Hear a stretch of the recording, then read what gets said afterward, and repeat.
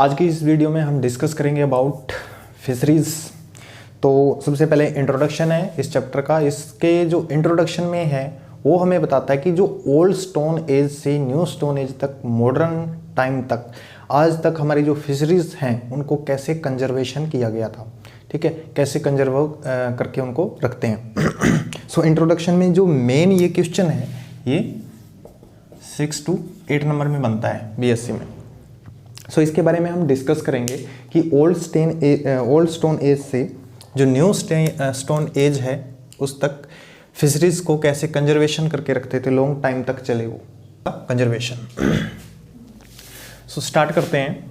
तो सबसे पहले आता है हमारा old late stone age. So old late stone age की अगर हम बात करें, इसकी बात करें तो ये आती है 40,000 BC। तो 40,000 BC पहले की जो बात है उस टाइम पे कि फिशरीज के जो हमें परिणाम मिले वो क्या थे। जो केव्स थी वो कहाँ थी, near to water resources. Spelling देख लेना भाई, गलत होगी शायद। ठीक है, केव्स थी near to water resources. Water resources के नियर केव मिलती थी और जो फिशेस थी, फिशेस के कुछ एक पार्ट या फिर बोन्स बोल सकते हैं, वो नियर टू वाटर बॉडीज पाई गई। ठीक है, नियर टू वाटर बॉडीज मिली, नियर टू वाटर बॉडीज मिली।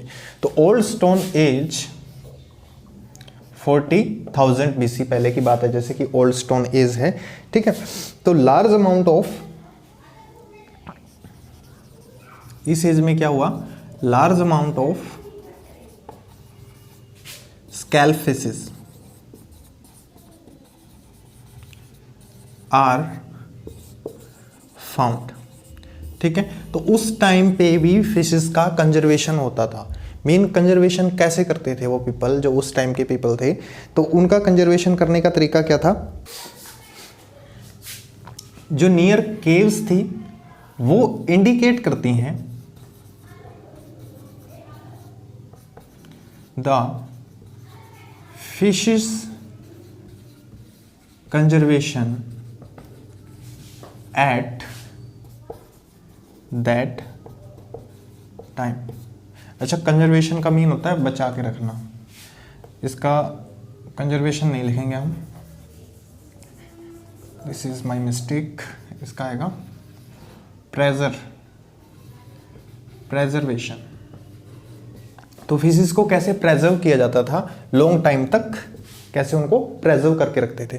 तो इसका जो ओल्ड लेट स्टोन एज थी इसमें एक ही मेथड था, सन ड्राइंग। ठीक है, इसमें एक ही मेथड था, सन ड्राइंग। सिर्फ सन ड्राइंग मेथड से ही वो फिशेस को क्या करके रखते थे, प्रेजर्व करके रखते थे उस टाइम पे। तो कैसे पता चला, क्योंकि जो केव्स थी वो वाटर रिसोर्सेज के नियर थी, जहां से वो फिशेस को कैच करते और प्रेजर्व करते थे through the method of sun drying method. ये मेथड कब था, ओल्ड लेट स्टोन एज के अंदर था। ठीक है, अब आता है हमारा न्यू स्टोन एज। तो न्यू स्टोन एज के अंदर कौन कौन से एविडेंस मिले, इसमें हमें एविडेंस मिले, एविडेंसेस ऑफ फिशेस प्रेजर्वेशन। ठीक है, कौन कौन से एविडेंस मिले। अच्छा, न्यू जो स्टोन एज है वो है 10,000 BC बिफोर क्रिश्चियन। ठीक है, 10,000 BC की जो ये बात है, इसमें क्या क्या एविडेंस मिले। इसमें एविडेंस मिला साल्मन स्मोकिंग का, कि फिश को इस मेथड से भी प्रेजर्व किया जा सकता है। साल्मन जो स्मोकिंग थी उसमें क्या था, उसमें दो तरीके थे फिश को प्रेजर्व करने के। सबसे पहला है जो कूल मेथड से भी फिश को प्रेजर्व किया जा सकता था, और दूसरा हीट मेथड से भी फिश को प्रेजर्व किया जा सकता था। कैसे, कूल मेथड पे कैसे, 30 डिग्री सेल्सियस के ऊपर लगभग फिश को प्रेजर्व किया गया। कितने पे, 30 डिग्री सेल्सियस के ऊपर फिश को प्रेजर्व किया गया, जिसको हम बोल सकते हैं 85 डिग्री फ़ारेनहाइट। ठीक है। और यहाँ पे 65 से 70 डिग्री सेल्सियस के ऊपर फिश को प्रिजर्व किया गया कि फिश लॉन्ग टाइम तक चले। और ये आता है 1 फ़ारेनहाइट में। अगर इसको हम देखेंगे तो फ़ारेनहाइट में इसका टेम्परेचर आ जाता है हमारे पास 150 से 170 बोल सकते हैं, 150 से 170 डिग्री फ़ारेनहाइट का जो टेम्परेचर है आ जाता है, ठीक है। अगर फ़ारेनहाइट में लिखना है तो फ़ारेनहाइट में लिख सकते हो, सेल्सियस में लिखना है तो वो इजी रहेगा, क्योंकि 30 डिग्री सेल्सियस तो कूल मेथड रह गया और 65 टू 70 डिग्री सेल्सियस जो हॉट मेथड था फिश को प्रिजर्व करने का, ये था। ये कब आया हमारे पास? न्यू स्टोन एज के अंदर, ठीक है। ये कब आया हमारे पास? New stone age.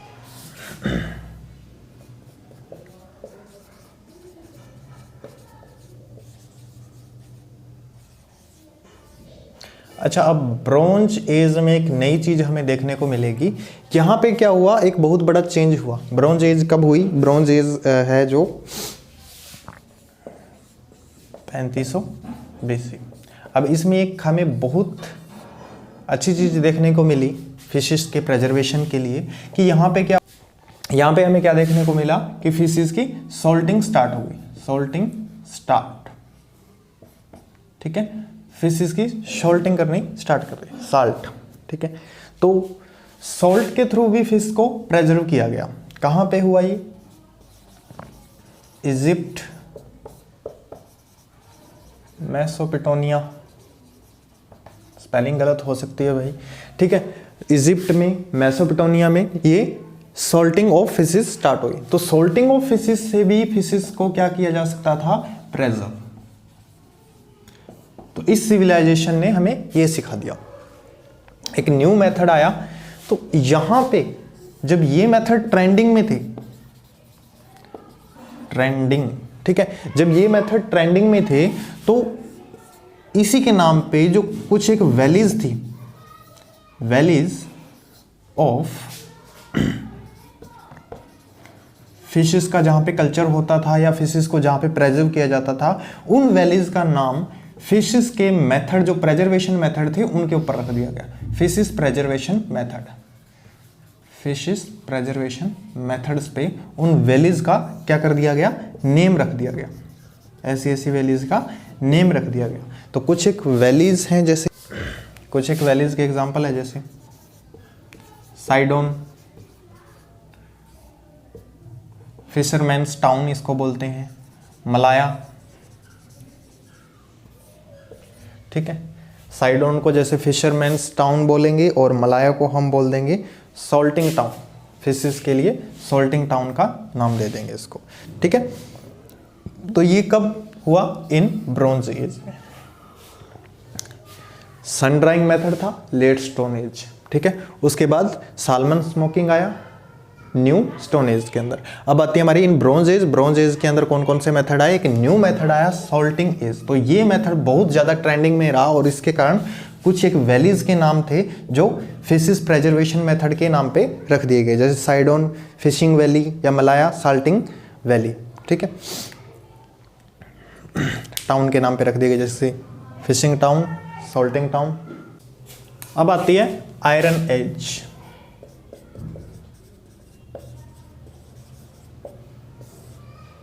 तो ये कब की है? 1000 BC।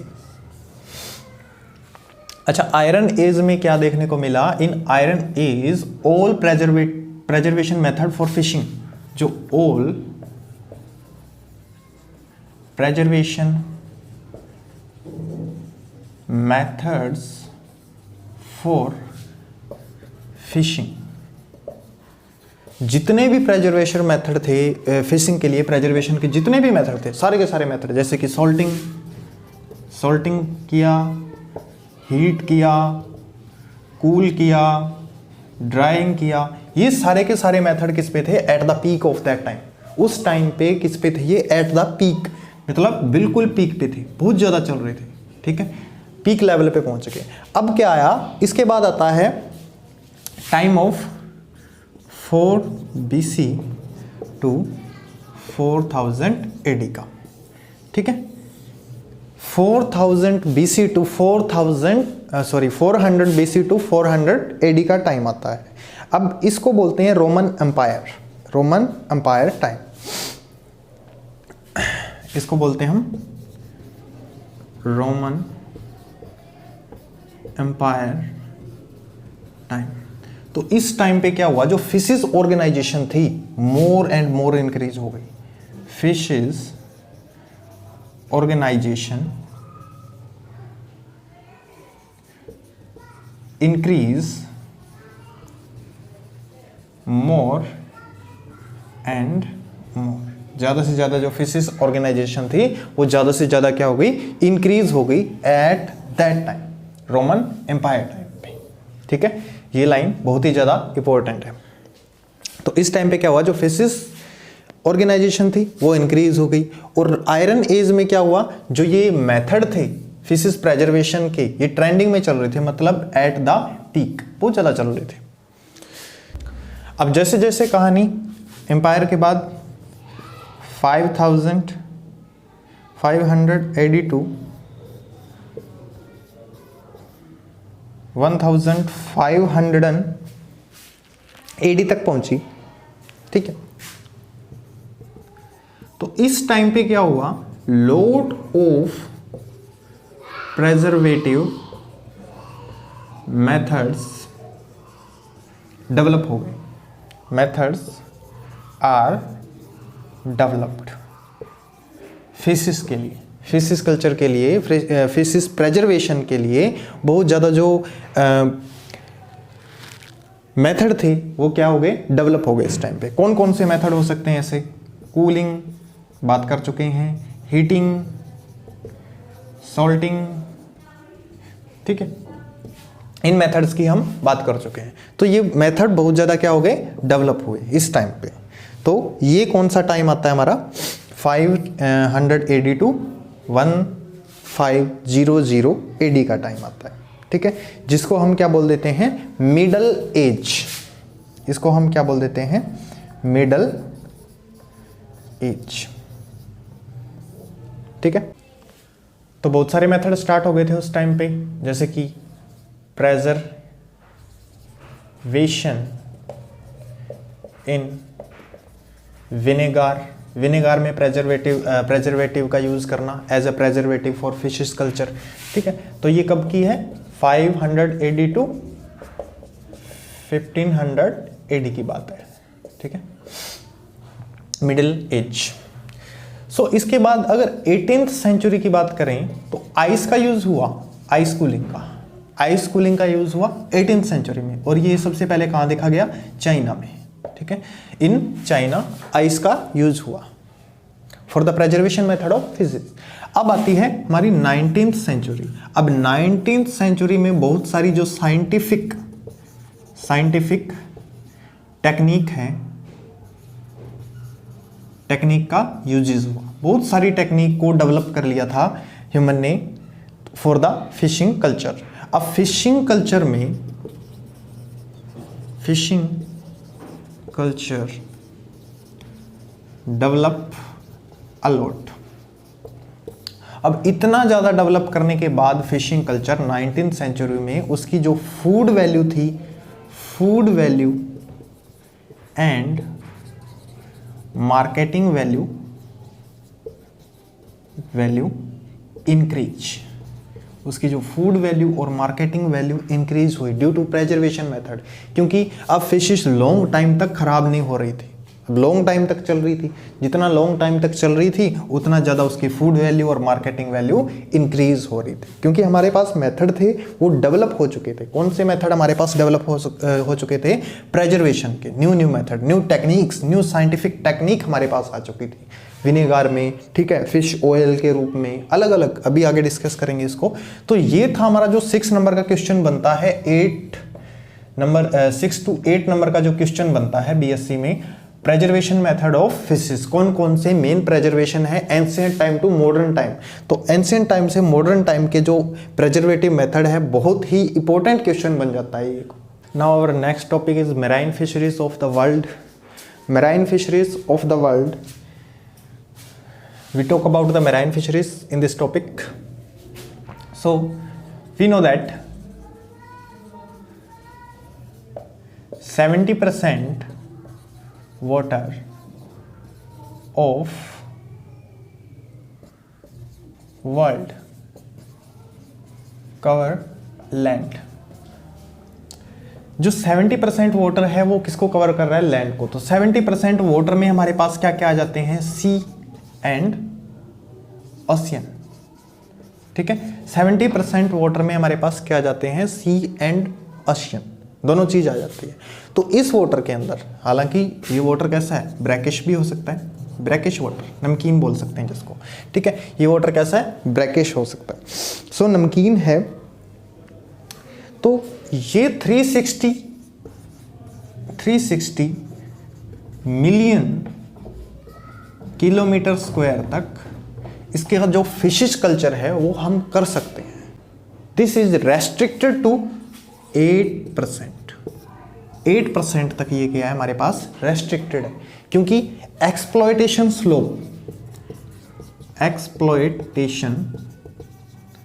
स्लो क्या करती है? फिशेस को ऐसा करने से रेस्ट्रिक्ट करती है। Restricted to exploitation slow. For example, ये सी है, ठीक है, और ये इसके किनारे पे कौन कौन से हैं? हम मान लेते हैं देश हैं। ठीक है, ये मान लो इंडिया, और इस तरफ मान लो चाइना। ठीक है, और इसकी स्लोप ये हो गई यहां तक। इन्होंने क्या कर लिया? इन्होंने बीच में एक स्लोप लगा ली। आगे भी हम इसको डिस्कस करेंगे इसके अंदर।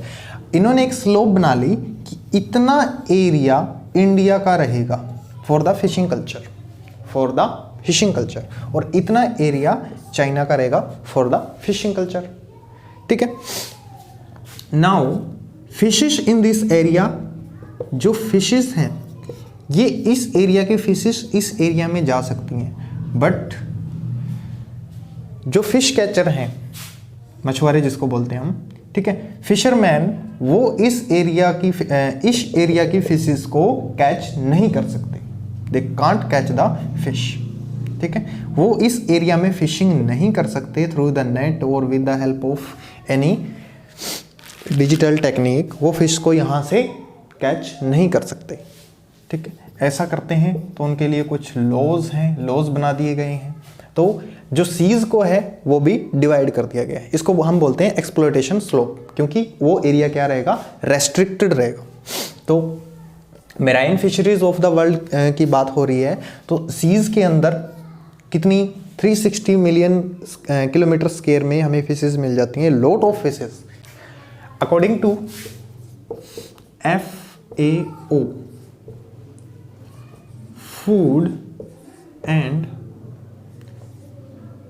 एग्रीकल्चर ऑर्गेनाइजेशन, FAO के अकॉर्डिंग जो 80% फिशेस हैं वो कहाँ से कैच होती हैं? मेराइन से, मेराइन वाटर से कैच होती हैं। 80% of fishes are catch from marine. India की बात करें तो नॉर्थन हेमिस्फेयर, जो सी एरिया है नॉर्थन हेमिस्फेयर का वो ज्यादा है, तो यहां पे अबाउट 90% ऑफ फिशेस कैच होती हैं। 90% ऑफ फिश जो कैच होंगी, फिशिंग यहां पे 90% के अबाउट होती है। और साउदर्न हेमिस्फेयर यहां पे इतना नहीं है, तो यहां पे सिर्फ और सिर्फ 10% का फिशिंग देखने को हमें मिलता है। सो 90% ऑफ फिशिंग यहां से कैच हो रही है। फॉर एग्जांपल, तो यहां पे फिशिंग ज़्यादा है। फिशेस की अमाउंट कहां पे ज़्यादा मिलेगी हमें? नॉर्दर्न हेमिस्फेयर के ऊपर। जो नॉर्दर्न हेमिस्फेयर है इंडिया का, उसके ऊपर जो फिशेस की अमाउंट है वो बहुत ज़्यादा मिलेगी। अगर हम साउदर्न हेमिस्फेयर से उसको देखें, कंपेयर करें, तो 10% mean about 80% more than southern hemisphere. ठीक है। तो साउदर्न हेमिस्फीयर पे बहुत कम फिशेस मिल रही है क्योंकि यहाँ पे सी एरिया बहुत कम है, और यहाँ पे बहुत ज़्यादा मिल रही है क्योंकि यहाँ पे सी एरिया बहुत ज़्यादा है, ब्रैकिश वाटर बहुत ज़्यादा है। तो बहुत ज़्यादा फिशेस कहाँ से कलेक्ट हो रही हैं, तो नॉर्दर्न हेमिस्फीयर से। अब यहाँ से कैच होती हैं different type of fishes, different type, कुछ एक 30%, कुछ एक 20%, लगभग 100% of total fishes are collected from here. So उनमें से जो 40% है वो क्या हो जाती हैं, 40% जो फिशेस हैं वो फ्रेशली बेची जा सकती हैं, फ्रेशली बेची जा सकती हैं। 40% फिशेस कंज्यूम्ड हो जाती हैं, कंज्यूम्ड, ठीक है। अबाउट तो 60%, अब बची हुई जो 60% है उनका क्या किया जाता है, प्रेजर्वेशन, प्रेजर्वेशन, ठीक है, उनका प्रेजर्वेशन कर लिया जाता है। अब प्रेजर्वेशन कैसे करते हैं, कूलिंग के through, cooling, canned, fishing oil, fishing food. तो इस तरीके से उनको प्रेजर्व करके for use for future time, use for future time, उसको फ्यूचर टाइम के लिए यूज करते हैं प्रेजर्व करने के बाद। And also use for fishing oil and fishing meal, fishing food बोल देते हैं जिसको, फिशिंग मील, फिशिंग मील के लिए भी उनको यूज किया जाएगा। तो इनमें से अबाउट 20% जो फिशेस हैं वो फिशिंग ऑयल के लिए यूज़ की जाती हैं, फिशिंग ऑयल के लिए। जो मेन कंट्रीज़ हैं फिशिंग ऑयल के लिए वो कौन कौन से हैं, यूएसए है, कनाडा है, जापान है, ठीक है। ये कुछ एक कंट्री है जो फिशिंग ऑयल के लिए मेन है, main countries for fishing oil कौन कौन सी हैं, यूएसए है, जापान है, कनाडा है, जर्मनी है, वेस्ट जर्मनी, नॉर्वे। तो ये फिशिंग कल्चर के लिए कुछ एक कंट्री थे। और कैसे होता है फिशिंग कल्चर, तो अबाउट वर्ल्ड फिशरीज के बारे में थोड़ा सा मैंने इंट्रोडक्शन दिया है। अभी इस टॉपिक को हम आगे लेके चलेंगे। तो ये जूलॉजी का हमारा आज फर्स्ट इंट्रोडक्शन था, तो धीरे धीरे हम इस टॉपिक को भी बढ़ाते जाएंगे। तो आपको ये वीडियो कैसी लगी इसके बारे में आप कमेंट जरूर दें।